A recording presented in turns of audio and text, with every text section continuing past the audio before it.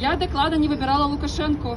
Мяне нават не было тады на свеце, калі праходзілі тыя выбары. Часам я думаю, за каго б я аддала свой голас у тым бюлетэне. Быў бы гэта Лукашенко, Кебіш або Шушкевіч. Аднак гісторыя не мае умоўнага ладу.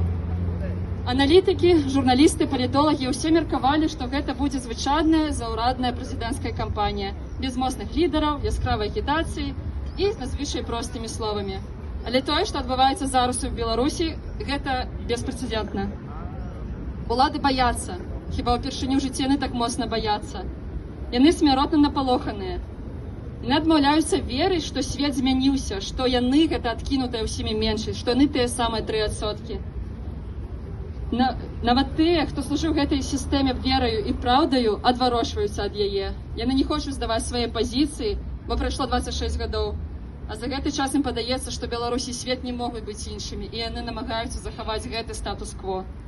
Таму яны нападаюць першымі, каб схаваць свой страх. Яны збіваюць, затрымліваюць, хапаюць і кідаюць у аўтазакі ўсіх нязгодных, палохаюць расстрэламі. Кажуць, што не мог нарадзіцца новы пратэсны рух. Аднак ён мог. Ці нават дакладней, яны самі яго стварылі. Зараз у Беларусі 22 палітычных чалавекі знаходзяцца за кратамі па палітычна матываваных справах. 7 з іх апынуліся за кратамі за апошні тыдзень. Ад пачатку бягучай выбарчай кампаніі 125 чалавек атрымалі агулам 1800 сотняў арышту. Гэта больш за 6 гадоў. 246 чалавек атрымалі штрафы агульным памерам амаль у 190 000 рублёў.